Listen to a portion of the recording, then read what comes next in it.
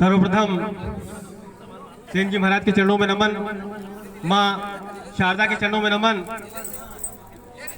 2 लाइनों से अपनी बात प्रारंभ करूंगा और ज्यादा समय नहीं लूंगा और अंतिम में 2 लाइन के बाद में अपनी बात को खत्म भी करूंगा।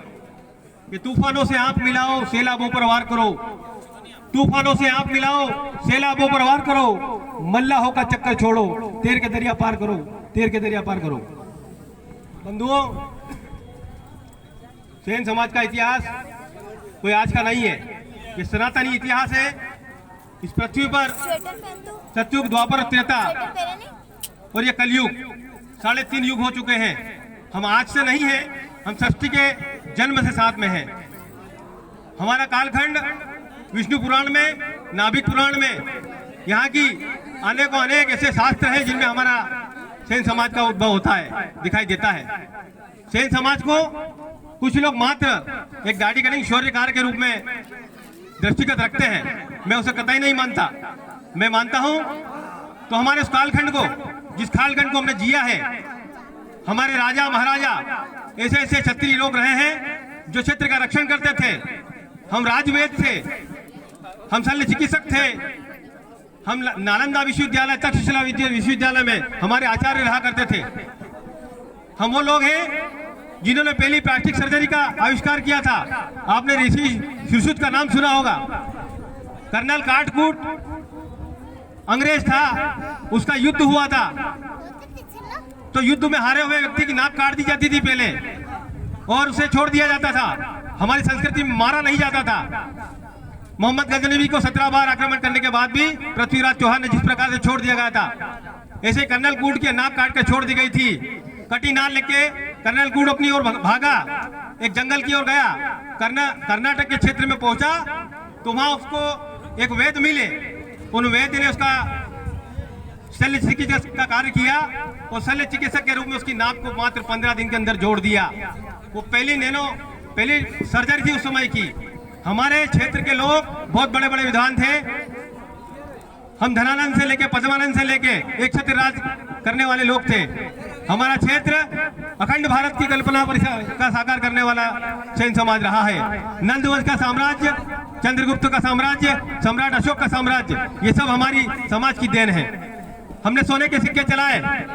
जो अशोक चक्र आज हम देखते हैं भारत के चिन्ह पर या ध्वज पर, वो अशोक चक्र की देन हमारा सेन समाज है। सम्राट अशोक हमारी समाज का वो सम्राट नेता था, उस प्रकार का वो सम्राट था जिसने एक छत्र राज किया था। इतना बड़ा राज्य कि कलिंग से लेकर अफगानिस्तान, ईरान, इराक तक हमारी सीमा लगा करती थी। कन्याकुमारी से लेकर Burma, Malaysia, Thailand, Nepal, Bhutan, ये सब क्षेत्र हमारे क्षेत्र के अंदर आते थे। वो कालखंड इतना मजबूत था। मध्य भारत के कालखंड के युग में सेन समाज का एक इतिहास रहा है। वो इतिहास छोटा मा नहीं, 1000 साल का इतिहास रहा है। 1000 साल तक 9 नंदों ने राज किया है, उनकी पुश्तों ने राज किया है। हम कोई आज के नहीं है। हमको छत्तीसा कहा जाता है। आपको पता है छत्तीसा का मतलब क्या होता है? हमने 36 जातियों का प्रतिनिधित्व किया था। हमने 36 जातियों को साथ में लेकर प्रतिनिधित्व करके राज किया था।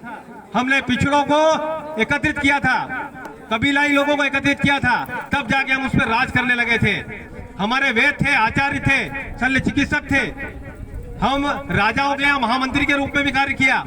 हमने ऐसा राज्यपाट चलाया कि दुनिया देखती रह गई। धनानंद का नाम हम लोग जानते हैं, पद्मानंद का लोग नाम जानते हैं।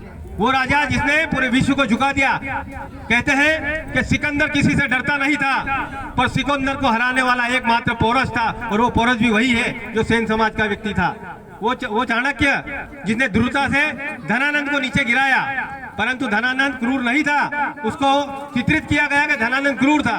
धनानंद स्वाभिमानी व्यक्ति था।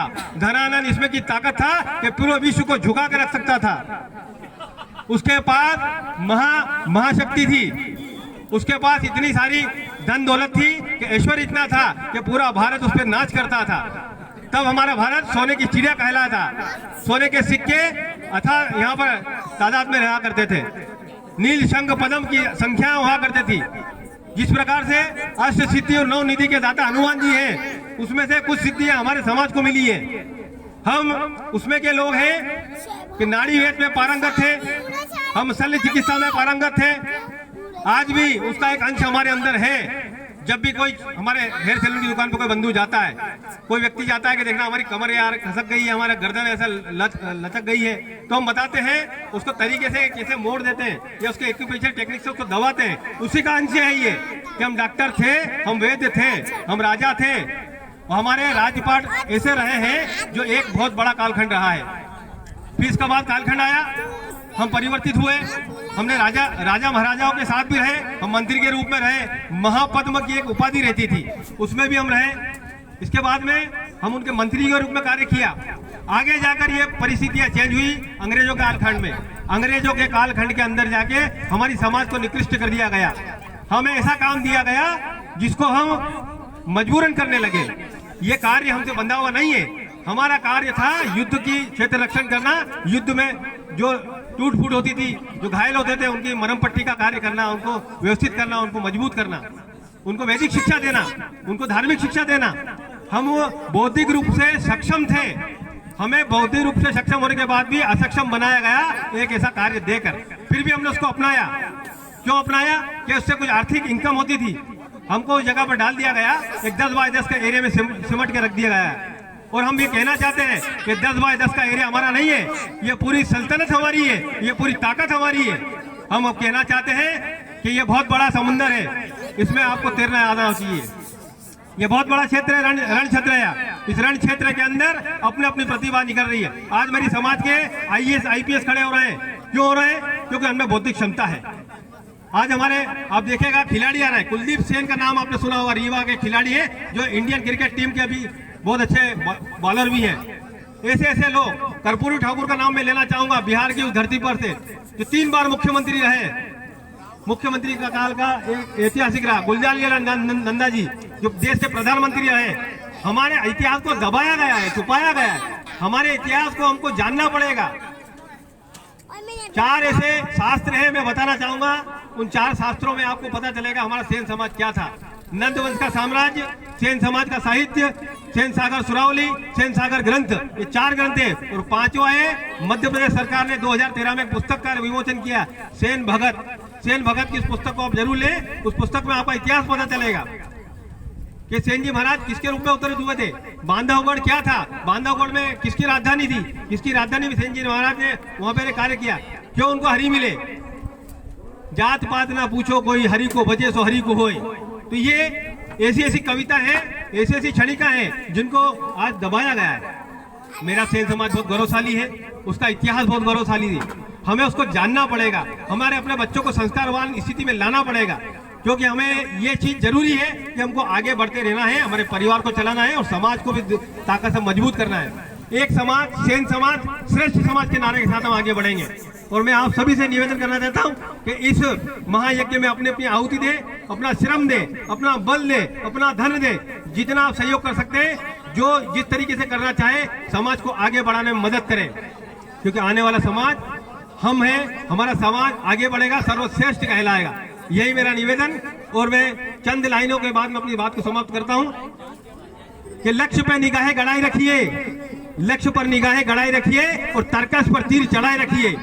लक्ष्य पर निगाहें गड़ाई रखिए और तर्कश पर तीर चढ़ाए रखिए। ना जाने कब मंजिल सामने आ जाए, अपने कदमों को बढ़ाई रखिए, अपने कदमों को बढ़ाई रखिए। जय हिंद, वंदे मातरम, जय सेन जी महाराज, जय नारायणी माता की। मंजिल चाहे कितनी दूर हो, रास्ते हमेशा पैर के नीचे से ही जाते हैं। बहुत बहुत धन्यवाद साहब, एडवोकेट साहब, आपका यह उद्बोधन हमारे लिए बहुत